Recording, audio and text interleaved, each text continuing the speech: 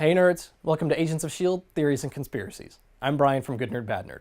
First of all, I have to say this has been probably one of my favorite episodes this entire season. A lot of stuff happened, some good comic book references, some solid character development, and I just all around was really happy.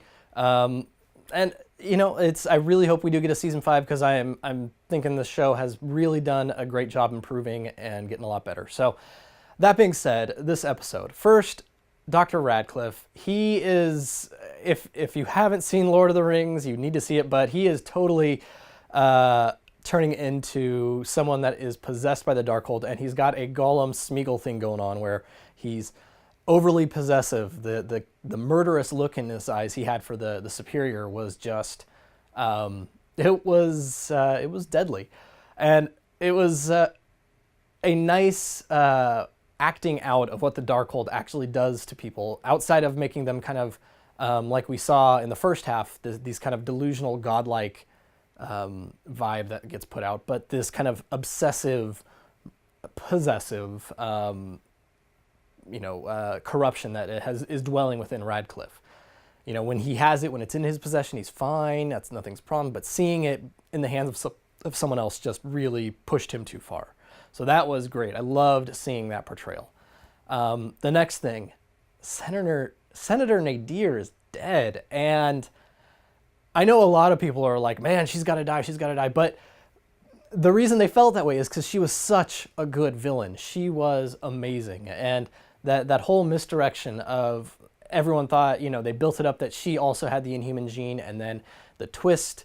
And it's not that big of a twist. I mean, a lot of people probably could see that she wouldn't turn Inhuman, but everything about that character has been fantastic. That actress has done an amazing job.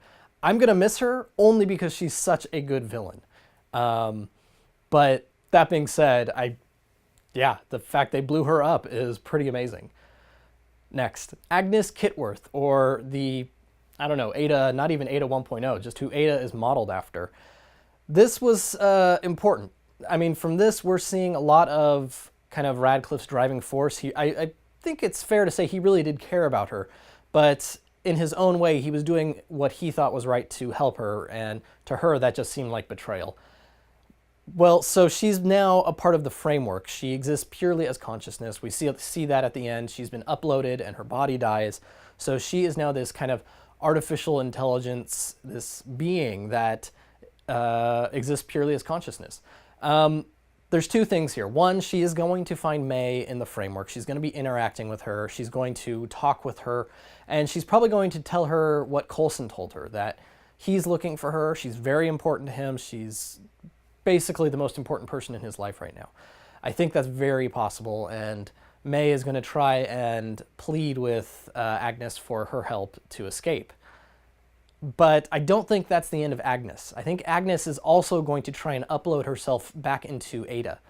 I think it's very possible, and especially seeing how much AIDA is almost jealous of Agnes, I think there's going to be something going on where AIDA might actually try and erase her consciousness, but I think Agnes will attempt or at some point be uploaded into AIDA. Hard to say though, because you can really see AIDA getting these kind of, she definitely has some human personality traits, jealousy, kind of, she's very protective. And I think we're definitely going to see, this isn't the end of Agnes. And I would be shocked if we don't see some sort of conflict between her and AIDA, because I think clearly that is the direction that we're seeing that little dynamic head. Next, Terrence Shockley. Now, this character doesn't actually come from the comics, but at the same time he does. He's based on the character Robert Hunter, aka Nitro, and he has powers basically as you saw. He blows himself up and then he reconstitutes himself. Now, you know, it was pretty straightforward. And now one of the amazing things is the method that they used to defeat him, that Daisy was implementing to make him exhausted. This is actually how he was defeated in the comics one of the times. He was fighting Iron Man, and Iron Man just kept, making him blow up to exhaust him because it required so much energy to pull himself back together. And after he was too exhausted to do it, Iron Man was able to capture him, much in a similar way that we saw on the show. Obviously, that he didn't use a giant makeshift Ghostbusters trap that Fitz used, but it was the same idea. So even though the name was different, and you got to understand they did that specifically so when we saw him earlier in the season, we wouldn't know who he was or who he was supposed to be. But that was a nice use of the character, and even the fact that he turned Inhuman, his commitment to wiping out Inhumans, that was very, very cool. In the comics, he isn't a mutant, he isn't an Inhuman, he's a human mutate. He was changed. Wasn't he was experimented on by a group of Kree, and that's how he got his powers. But I think just making him an Inhuman worked a lot better.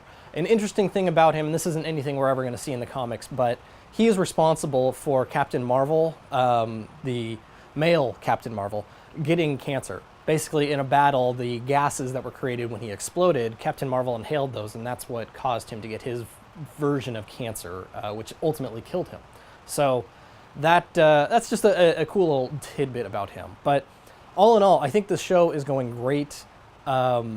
Really interested to see what is going to happen with Radcliffe and the Superior and how they're going to try and take down Coulson. But all in all, they are doing a fantastic job with the show, and I just hope they keep it up, and I hope we get a season 5. So let me know what you guys think. What's going to happen with AIDA and Agnes, and do you think Agnes is going to help May escape from the framework? Let me know in the comments below, and don't forget to check out my other theories. I have one for Supergirl and Flash. But until next week, guys, this is Brian from Good Nerd, Bad Nerd, and this has been Agents of S.H.I.E.L.D. Theories and Conspiracies.